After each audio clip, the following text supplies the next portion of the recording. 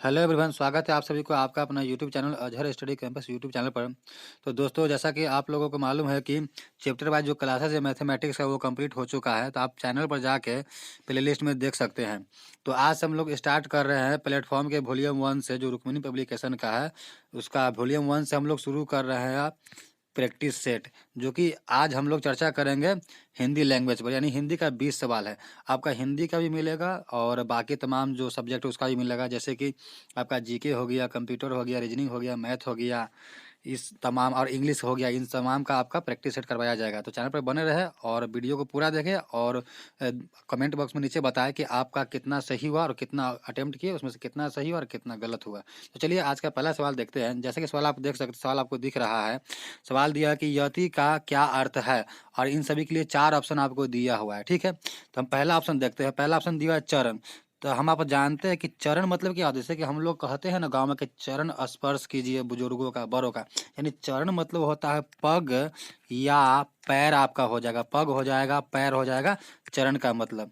ठीक है, हमसे पूछा यति का क्या अर्थ है। ठीक है, अब देखिए गण मतलब क्या होगा। तो गण मतलब होगा आपका जत्था या समूह हो जाएगा, जत्था या आपका समूह हो जाएगा। अब देखिए विराम दिया हुआ है। विराम मतलब तो रुका हुआ, ठहरा हुआ होता है। अब प्रवाह मतलब बहाव होता है, या धारा होता है, या बहाव होता है। तो इसलिए आपका देखिए यति का ही अर्थ होता है ठहरा हुआ, और विराम मतलब भी होता है ठहरा हुआ। इसलिए आपका राइट आंसर हो जाएगा ऑप्शन नंबर सी, विराम। यति का अर्थ आपका विराम हो जाएगा। चलिए बिना देरी किए अगला सवाल देखते हैं। सवाल दिया हुआ है, सवाल है परीक्षा केंद्र में इनमें से कौन सा समास है, और 4 ऑप्शन आपका दिया हुआ समास का। ठीक है, चलिए इसे देखते हैं कि कौन सा राइट आंसर होगा।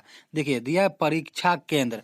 परीक्षा केंद्र हो या परीक्षा का केंद्र, ठीक है, परीक्षा केंद्र या यहाँ पर होता है आपका क्या, परीक्षा का केंद्र। ठीक है, ये इस तरह कुछ रहता। तो इसी का जो यहाँ पर परीक्षा का केंद्र हो या परीक्षा केंद्र जो दिया हुआ है, इसका जो प्रथम पद है ना वो क्या है, गौण है, और उत्तर पद जो है वही आपका प्रधान है। ठीक है, और जब भी प्रथम पद गौण होता है और उत्तर पद प्रधान होता है तो वो संप्रदान तत्पुरुष हो जाता है। इसलिए आपका राइट आंसर हो जाएगा ऑप्शन नंबर सी। चलिए अगला सवाल देखते हैं। सवाल दिया कि निर्गुण शब्द में कौन सी संधि, यानी संधि विच्छेद जो होता है वो बताने कौन से संधि है। ठीक है, निर्गुण शब्द में। तो निर्गुण में आप देख सकते हैं कि निर्गुण जो है निहि प्लस गुण से मिलकर बना है। निहि प्लस गुण से मिलकर बना है। और जब निह यहाँ पर आपको दिख रहा है ये विसर्ग है, क्या है, विसर्ग है। तो जब भी विसर्ग अगर दिया रहे तो वो हो जाएगा आपका विसर्ग संधि, यानी कि ऑप्शन नंबर ए आपका राइट हो जाएगा। देखिए विसर्ग संधि का पहचान है कि आपका विसर्ग दिया रहेगा। ये संस्कृत में ज़्यादातर देखने को मिलता है, लेकिन हिंदी बहुधा कम ही मिलता है, देखने को बहुत कम मिलता है, ना के बराबर। ठीक ना, जैसे कि यहाँ पर व्यंजन संधि दिया हुआ है।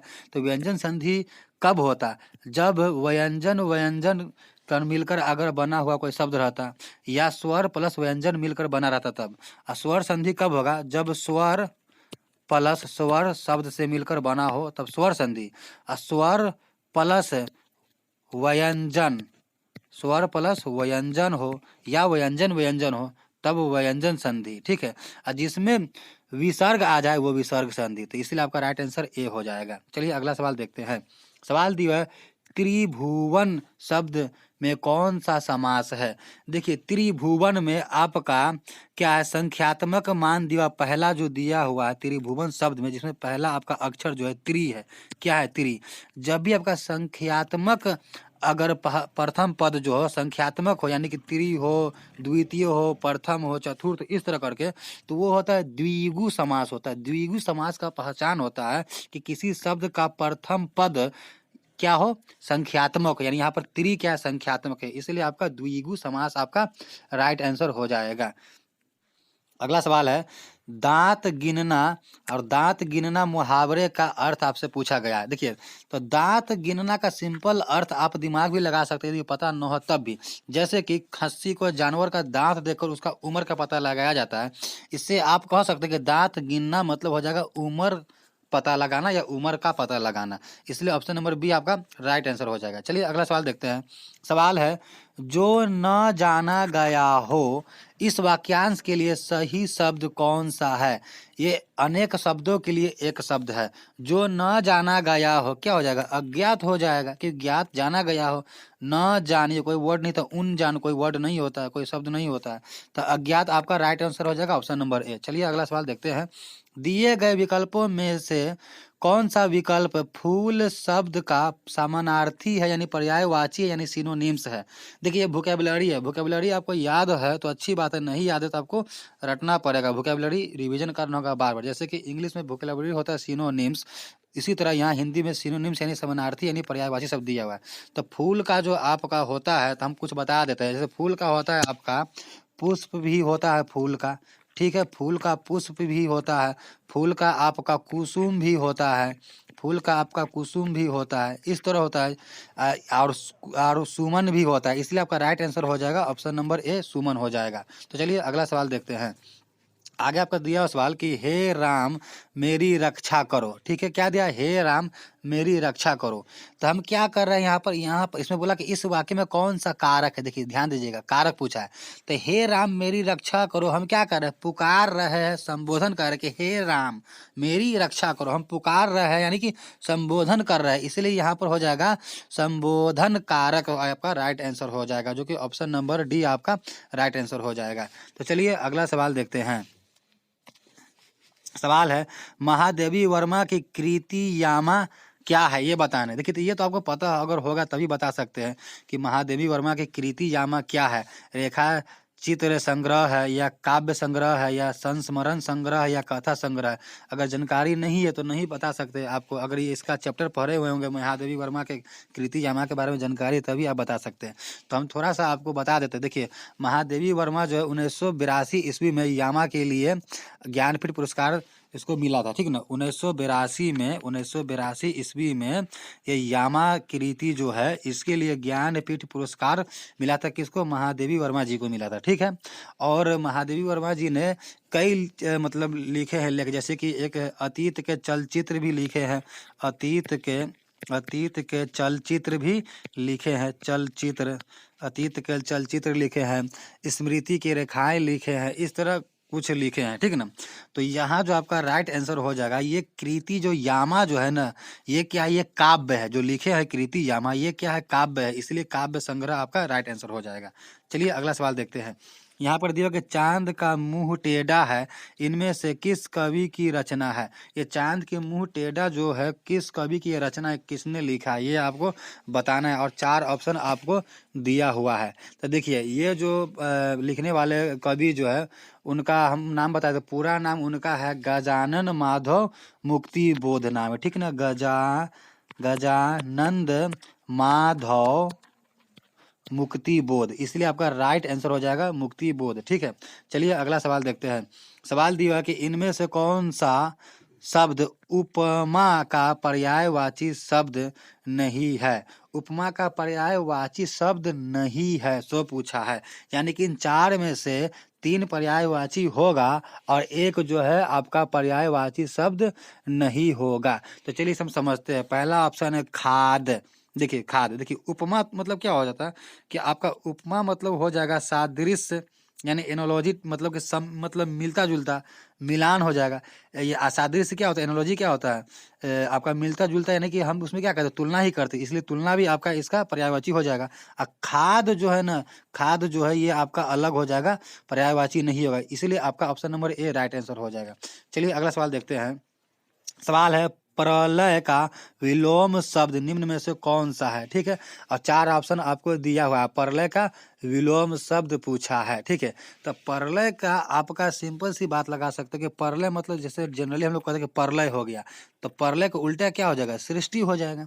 प्रलय का उल्टा सृष्टि हो जाएगा, सिंपल सी बात है, इसलिए ऑप्शन नंबर ए आपका राइट आंसर हो जाएगा। सवाल आपको दिख रहा है 13 नंबर सवाल है जहरीला शब्द में प्रत्यय क्या है? देखिए जैसे अंग्रेजी में होता है प्रीफिक्स और सफिक्स होता है, ठीक है, प्रीफिक्स और सफिक्स होता है। इसी तरह यहाँ भी होता है उपसर्ग और प्रत्यय। क्या होता है? उपसर्ग और प्रत्यय होता है, ठीक है।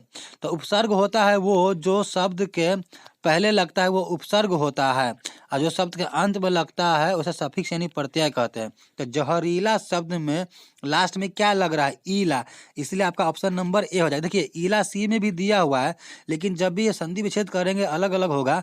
तो ये कैपिटल वाला ई जो है ये दिख रहा है, जिसमें इस तरह का ई दिया हुआ है, तो यही वाला आपका राइट आंसर हो जाएगा ईला, जो कि यहाँ पर आपको क्लियर दिख रहा है। ऑप्शन नंबर ए आपका राइट आंसर हो जाएगा। जो किसी शब्द के पहले लगता है वो उपसर्ग यानी प्रीफिक्स कहलाता है, जो बाद में लगता है सफिक्स यानी कि प्रत्यय कहलाता है। चलिए अगला सवाल देखते हैं।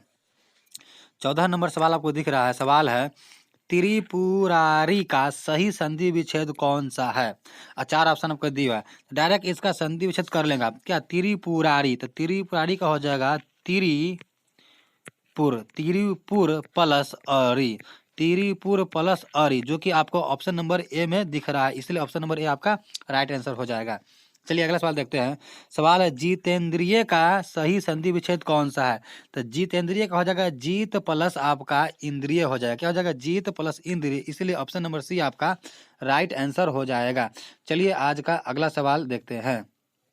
16 नंबर सवाल है, आपका स्क्रीन पे दिख रहा है। सवाल है आग्नेयास्त्र का सही संधि विच्छेद कौन सा है? ठीक है, आग्नेयास्त्र का पूछा है, सही संधि विच्छेद पूछा है, तो इसका आपका हो जाएगा, आग्नेयास्त्र का आपका हो जाएगा आग्नेय प्लस अस्त्र, इसीलिए आपका राइट आंसर हो जाएगा ऑप्शन नंबर ए। चलिए अगला सवाल देखते हैं। सवाल है निम्नलिखित में शुद्ध वाक्य नहीं है, यानी गलत वाक्य आपको बताना है। पहला ऑप्शन दिया हुआ है आपका, वह गीत की 2 लड़ियां गाती है। दूसरा दिया हुआ है, उसका कहना झूठ समझा गया, ये सही है। सभापति ने भाषण पढ़ा, ये भी सही है। यज्ञ दत्त देवदत्त को व्याकरण पढ़ाता है, ये भी सही है। तो आप इस तरह के आंसर को आप ऑप्शन एलिमिनेशन मेथड से भी राइट कर सकते हैं। जब ये तीनों सही है तो यही गलत होगा। और यहाँ भी आप क्लियर देख सकते हैं कि यहाँ बोला कि वह गीत की 2 लड़ियां गाती है, तो ऐसा कोई गीत की 2 लड़ियां कुछ होता नहीं है, यही आपका गलत है, जो कि गलत ही पूछा है, इसीलिए ऑप्शन नंबर ए आपका यहाँ पर आंसर हो जाएगा। चलिए अगला सवाल देखते हैं। सवाल है सरासर शब्द है, तत्सम है, विदेशी है, तद्भव है या देशज है? तो सरासर शब्द जो है आपको ऐसा लग रहा हो कि ये उर्दू का शब्द है, बट ये उर्दू का नहीं है, ये फारसी का है। चाहे उर्दू का हो या फारसी का हो या अंग्रेजी हो, कोई भी हो, क्या हो जाएगा? राइट आंसर आपका विदेशी हो जाएगा। चलिए अगला सवाल देखते हैं। सवाल है क व्यंजन है कौन सा? सघोष है या अघोष है? देखिए अघोष हो जाएगा आपका राइट आंसर। क्यों? क्योंकि क कहने पर आपका स्वर का कंपन होता है, स्वर का कंपन। क मतलब क में हल्का सा अ आता है, और जिसमें थोड़ा सा अ आ जाए, यानी कि आपका क्या हो, किसी भी व्यंजन में अगर हम उसका उच्चारण करते हैं और उसमें स्वर का कंपन हो थोड़ा सा, तो वो अघोष होता है, इसलिए अघोष व्यंजन हो जाएगा आपका राइट आंसर। चलिए आज का आखिरी सवाल देखते हैं हिंदी का। सवाल है इनमें से आगे नाथ पीछे पगहा लुकक्तिया का क्या अर्थ है? ये आपको बताना है। 4 ऑप्शन दिया कि आगे नाथ और पीछे पगहा दिया हुआ है, ठीक है। तो देखिए पहला ऑप्शन दिया कि जिम्मेदार व्यक्ति होना, ठीक है। दूसरा दिया कि अत्यंत गरीब होना। तीसरा दिया पशु विहीन होना, और चौथा दिया किसी तरह की जिम्मेदारी का न होना। यही तो होता है आगे नाथ न पीछे पगहा, आगे नाथ न पीछे पगहा, यही होता है कि किसी तरह की जिम्मेदारी का न हो, यानी अपनी तो जैसे तैसे थोड़ी ऐसे या वैसे कट जाएगी, क्योंकि मेरे आगे पीछे तो कोई है ही नहीं, ठीक है ना। तो इसलिए आपका option number D right answer हो जाएगा। तो दोस्तों आप लोग अपना स्कोर भी बताएंगे कि 20 सवाल में से आप लोग कितना सवाल, 20 सवाल में से आप लोग कितना सवाल अटेम्प्ट किए, उसमें से कितना सही हुआ और कितना गलत हुआ, ये आप जरूर कमेंट बॉक्स में नीचे हमें बताएं। तो चलिए मिलते हैं नए वीडियो में नए टॉपिक के साथ, तब तक के लिए मस्त रहिए, स्वस्थ रहिए और राइट डायरेक्शन में लगन के साथ, मेहनत के साथ स्टडी करते रहिए।